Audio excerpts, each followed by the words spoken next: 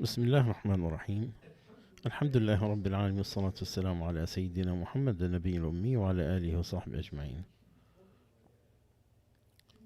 Dear brothers and sisters, Assalamu alaikum wa rahmatullahi wa barakatuh. And this one, something of the good talk. We ask Allah the Almighty with all His names and attributes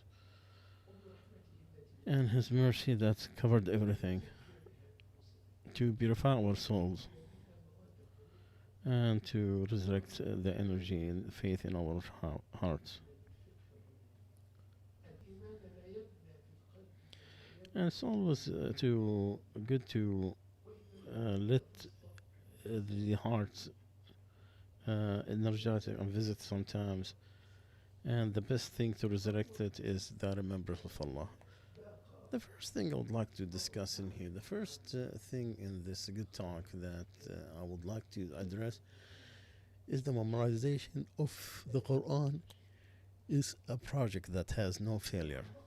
If you spend in your life 10 years trying to memorize the Book of Allah and you fail to do that, you could not do that, you did not fail. Imagine the reward of the recitation that you have done during this trial of memorization of the Quran. Allah said, those who recite the word of Allah, the Book of Allah, and establish the prayers, and they spend from what we have given sustenance, secretly and publicly, they are seeking a trade that will not fail, that will not, and He will provide from them a reward that Allah is forgiven and grateful. Remember what the Prophet said, that any person who recites the word of Allah Azza wa Jal, the Book of Allah, for each letter he gets 10 reward. The Prophet said, Alif Lam Mim is not one letter, meaning not every word is a letter, but each letter, Alif is a letter, Lam is a letter, Mim is a letter. So that's each one gets 10.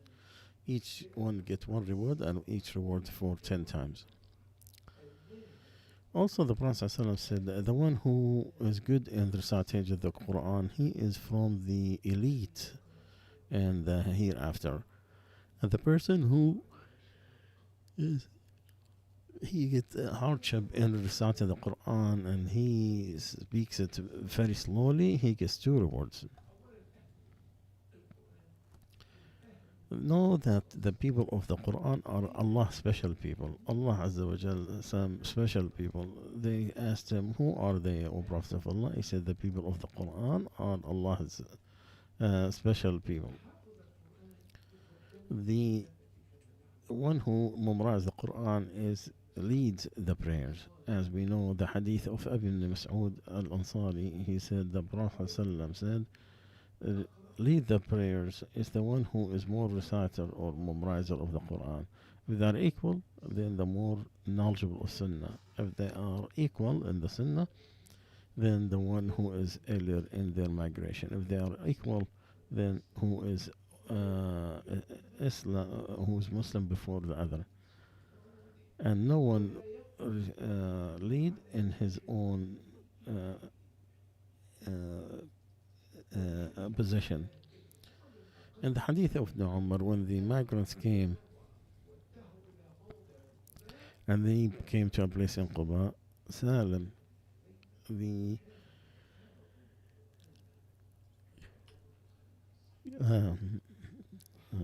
worker of Abi Hudayfa, and he was the most memorizer of the Quran.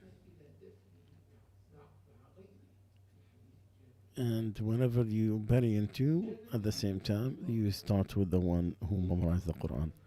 The Prophet ﷺ used to put 2 people in the martyrs of Uhud, and then he asked, who is more reciter of the Quran? If they indicate, he will put him in front of the other one.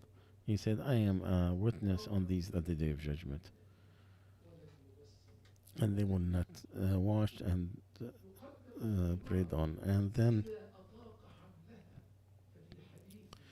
in the hadith,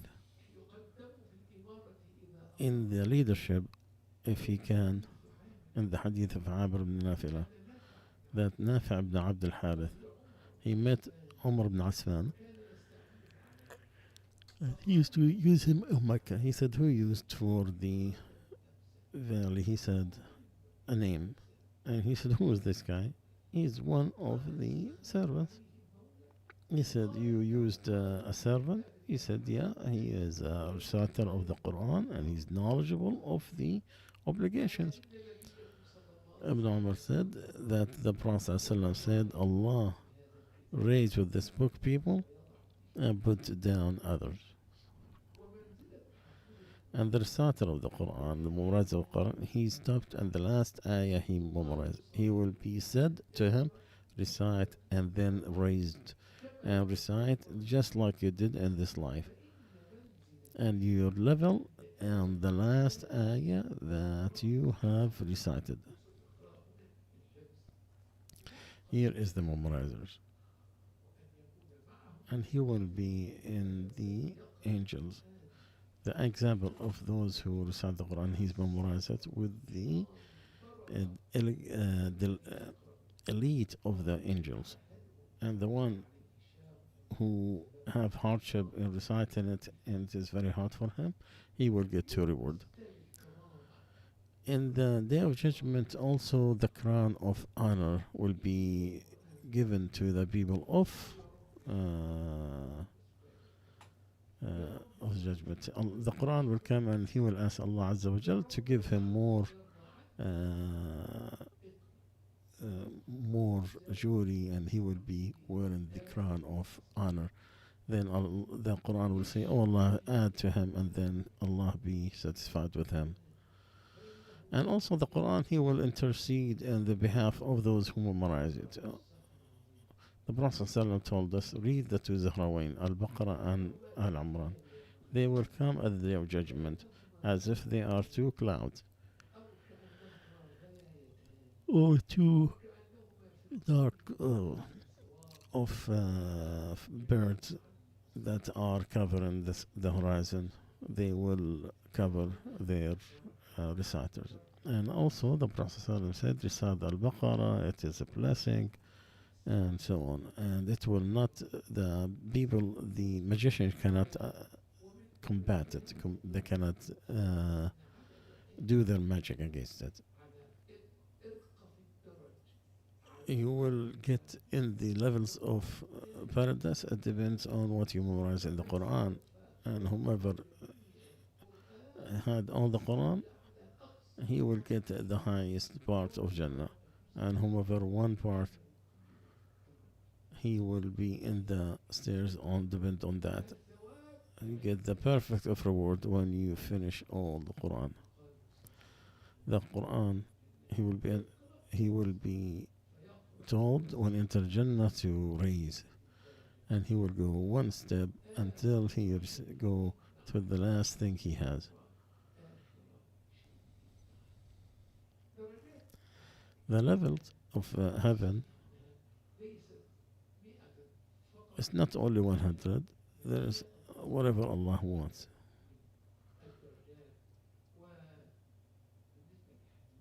And for the hadith, that there is 100 levels that Allah prepared for the martyrs in His sake. Between each one, just like what's between heavens and earth. So if you ask Allah, ask Him for Al-Firdaus. It is in the middle of Jannah, and it is the highest. On top of it is the throne of the merciful, and from it comes the rivers of Jannah.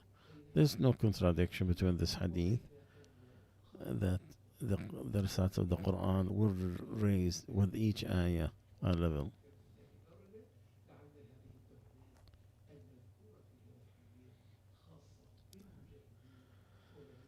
Maybe the first 100 is for the martyrs, and that does not deny there's different levels for the others. The Quran, anytime people gather in one of the houses of Allah, recite the Quran, and they learn it and they teach it to each other, then the angels will bring calmness on them, and they will be covered with mercy. And Allah will mention them in the dignitaries around him or with him. And the Prophet ﷺ encourages us to read it and to memorize it because it's their seed in its behalf. And as we mentioned earlier, you have to keep with the two Zahrawain, which is Al-Baqarah and Al-Imran. They come like two clouds or two shades or two flocks of birds who are too many where they cover the heat of the sun. And the Al-Baqarah is something that it's a blessing and the magicians cannot compete with it. Imagine the Al-Baqarah and Al-Imran, they will be like two clouds who will cover people. Or anything that's going to cover your head.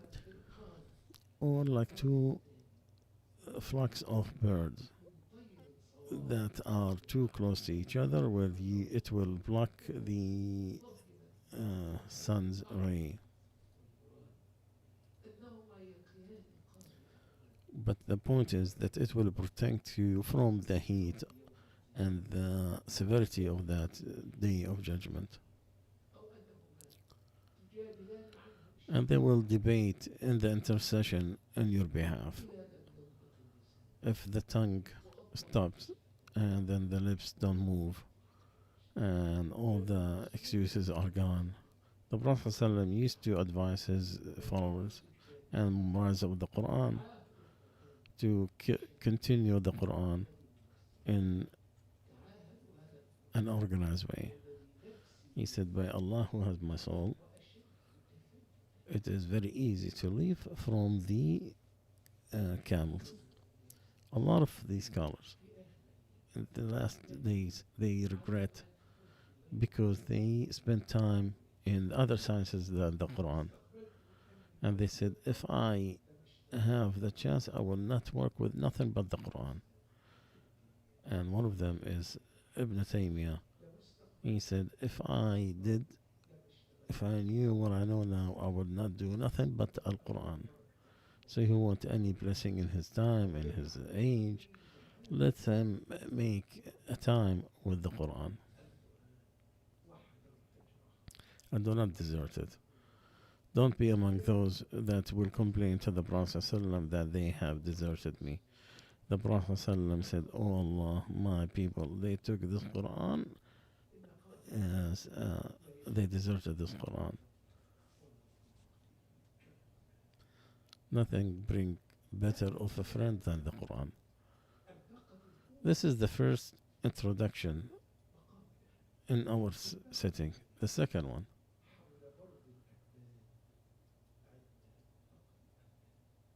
When you lose your kids, it is a topic for Ibn al-Qayyim. And he was good in making the topics.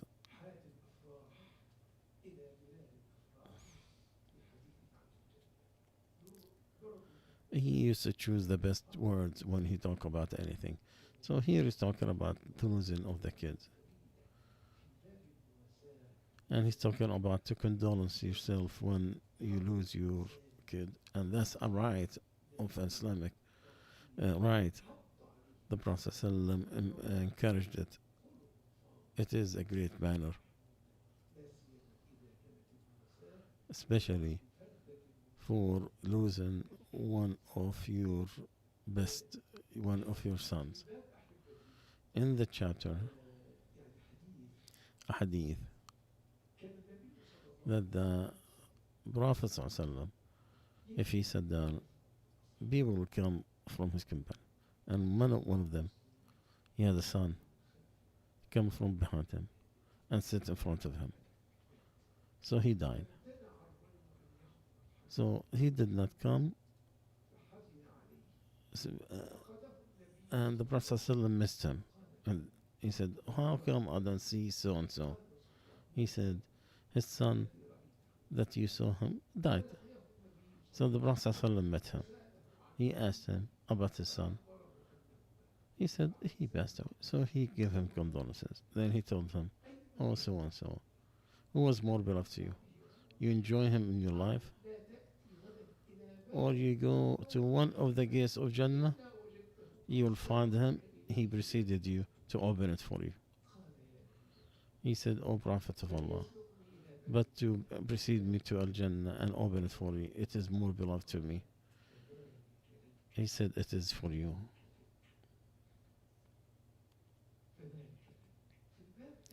Also, if the servant's son died, Allah will still his angels. Did you take the son of my servant? They said, yes. He said, you took his heart? Yes. He said, what did he say? He thanked you and said that he's going back to you. He said, then build a house for him in Jannah and called it the house of thanks. And there's another hadith. If you have 3 kids,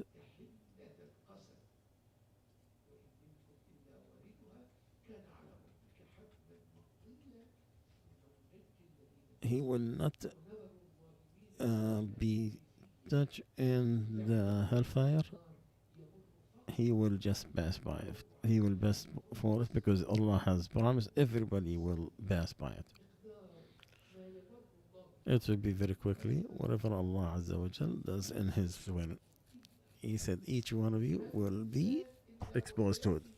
He will be come to hellfire when he in his way to heaven.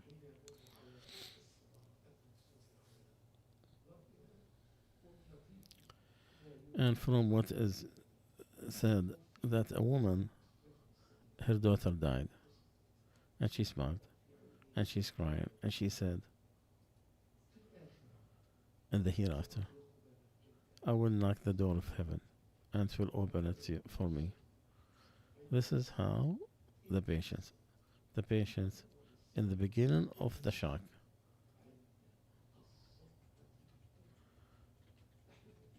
Dear brothers and sisters, we'll stop here today, inshallah. We'll continue next time.